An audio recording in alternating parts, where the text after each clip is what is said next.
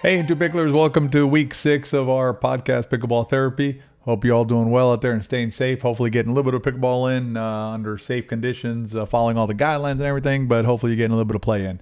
This week, what I want to talk about is I want to talk about mental toughness. I want to talk about some mental tips or some tips to improve your mental toughness when you're out there. First, we're going to talk about when you're down in a game and then when you're up in a game, because both times you need to keep your mental toughness together. Let's get into it. If you listen to our podcast, you've heard me speak about our online academy before. Right now, we're forming 2 classes. The first class we're putting together is called Get Past 4. The objective of this class is to help you get past 4 shots in every rally. Most pickleball rec games average less than 4 shots a rally. Extend your rallies past 4 shots on average and have a better game. If you're interested in finding out more, you can go to our website, In2Pickle.com, or you can email Laurie, Laurie, at In2Pickle.com. See you in class. Playing a tournament a couple years ago, 5.0 men's tournament, and we were playing our first match of the day. First game, first match, playing 2 out of 3 to 11. We were down, it was either 10-1 or 10-0. I'm not sure exactly which one, but most was 10-1.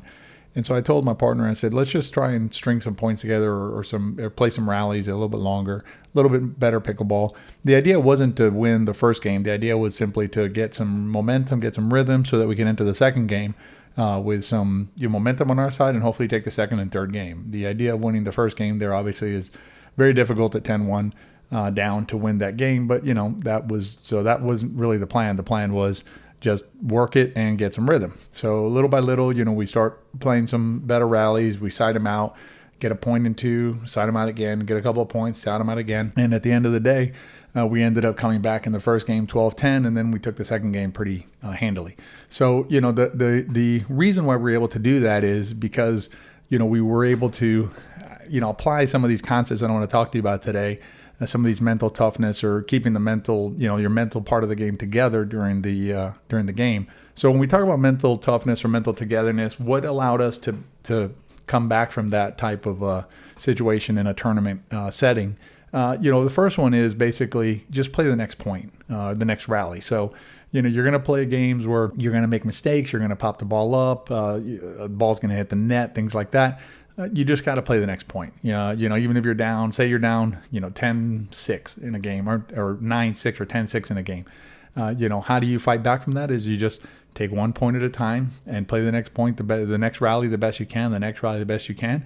And hopefully at the end of the, once the dust is settled, you'll come out ahead or have fought a better battle at the end. So keeping your focus on the next point and the next point and just forgetting about the prior point or the prior rally is super important. Another tip I find helpful is to understand that you can only win one point at a time. A lot of times partners of mine will say, okay, let's get 3 points. So let's say the score is, 8-9-1 us serving. So my partner will say, okay, we need 3 points. I generally will kind of look at them and smile and go, how about let's just get 1 point? Let's get 1 point. And then after that one, we'll try and get 1 more point, etc. It's just another way of thinking about it, because when you start thinking about, okay, let's get 3 points, let's get 4 points, let's get 2 points. Obviously that's unmanageable. You can't do it. There's no, sometimes I'll joke with my partner. I'll say, if you got a 3-point shot, I'll take it. But there isn't one. So just next point, let's win 1 more point. Let's win 1 more point and keep on building that way, as opposed to trying to, set ourselves up to win 3 points or 4 points, because maybe we only win 1 point or 2 points. So then I guess we failed because we didn't get to the 3 points that we were trying to get to. So just, try and do it in a manageable way. That's a more helpful way, I think, of thinking about the next step of the game to try to get to 11. Along the same lines, another tip that has been helpful to me, and I think to my partners when I'm playing with them, is to set achievable goals. So let's say you're playing a game and you're down 2-8-1. So you're serving, your score is 2, your opponent has 8, and it's 2-8-1. To say let's win or let's get to 8, I think is just, again, it seems like an insurmountable thing to do. It just, you can't climb that mountain. So instead of saying that, maybe tell your partner, hey, let's get a point. Let's just get to 3. Or you can set a target. You can say, well, hey, let's get to 5. Let's see what happens. Let's see if we can get to 5. So there you're making it a more manageable thing. Let's say we're playing down 4-9. So we're 4-9-1 or 4-9-2. And let's say we score a couple of points, or now it's 6-9. I'll turn to my partner and I'll say something like, oh, let's get to 7. 7 will make it interesting. 6-9, boring. 7-9, interesting. So again, what you're doing is you're setting up these goals that are more achievable, these kind of interim goals that are more achievable. And I think, generally speaking, your brain will respond better to trying to achieve those kind of goals than to say, okay, the score is 6-9, I'm going to score 5 points and get to 11. That just becomes something that I think the brain just can't wrap itself around and try and accomplish. Something that I find is fairly common on the pickleball courts, and it's common in every sport, but on the pickleball court specifically that I find that's a fairly common is getting down on fluke plays. So you'll be playing a game and it'll be a tense game, like tense in a good way, like one of these, you're at 7-7 or 6-6 or something like that, and there'll be a fluke play. The ball will hit the net and crawl over, or the wind will gust up and move the ball out of your shot, or something weird will happen. An edge shot, your opponent will hit the ball off the edge of the paddle and it'll go in for a winner. And what happens is players really take that to heart. They get very down on themselves. They get very down on the game because of that kind of event. And really, you have to put that out of your mind. You're not winning or losing games based on fluke shots. You're winning and losing games based on either playing good fundamental pickleball or not playing good fundamental pickleball. So what you have to focus on is executing the fundamentals in your game, executing the fundamentals of the next stroke, the next rally, the next exchange. That's really what your focus needs to be, not on, oh my God, I can't believe the ball went off the edge of the paddle and they won that rally, they won that point. Because again, very rarely are you going to lose a game or win a game based on some sort of fluke play either in your favor or against you. A couple of the things to remember when you're down in a game that might help you in terms of fighting back or clawing back into the game is remember that you have a significant advantage as the return team. So it's very difficult to score points by the opponent. Your opponent as a serve team is going to have a hard time scoring points if you play a good return game.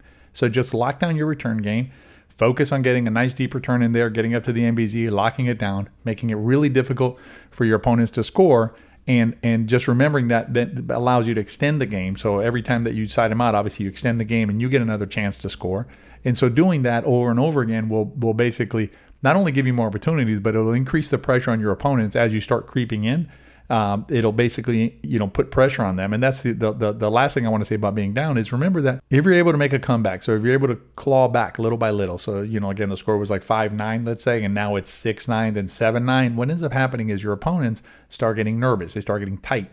And so you want to use that to your advantage by basically extending points, extending rallies out as much as possible, and then making your opponents work as much as possible because they're going to be getting tighter and tighter as you get those additional points. While generally speaking, if the score was 9-6 and I ask you who you want to be, you're going to pick the 9 side, not the 6 side. The disadvantage of being the 9 side is that when the other team starts to basically claw back into the game, then the 9 side gets a little tight. So, if the score was 9-6 and now the score is 9-8, the 9 team starts to play differently and starts to get tight. So if you're the 6 team, remember that. So when you're down in a game, remember that you're down, but you're not yet out. Scoring that last point by the opponents is going to be difficult, and all you can do is try and win the next rally. What about when you're up in a game? You ever have a game where you're up, say like 9-5 or 9-4 or something like that, and then next thing you know, you're walking to the sidelines and the other team won the game? What can you do to avoid that kind of a result? The main thing you can do there is it's the same thing basically as when you're down in a game. It's just to remember to play the next rally. You have to focus on the next rally. What happens when you're up, especially when you're up big, so you're up like 9-2 or 10-3 or 10-4 or something like that, is we have a mental letdown. Basically, the game is over. We're thinking about the next game. We're thinking about lunch or a phone call we have to make or something like that. You just have to focus on the next rally. It's almost like you have to ignore the score. Put the score out of your mind. You're just going to play the next rally. What helps me sometimes when I'm up in a game and say we're slipping a little bit so the other team's starting to make a comeback is to basically to remind myself and maybe tell my partner, let's just play chapter 1 pickleball for a point or two. Basically, let's just hunker down. Let's play some chapter 1 pickleball. And chapter 1 pickleball, when I use that phrase, basically means we're just going to, if we're on the serve team, obviously because we want to score a point, we're going to just execute a third shot the best we can. We're going to move up to the MBZ calmly. And then from there, we're going to execute, our strategy and hopefully win the next point and close out the game.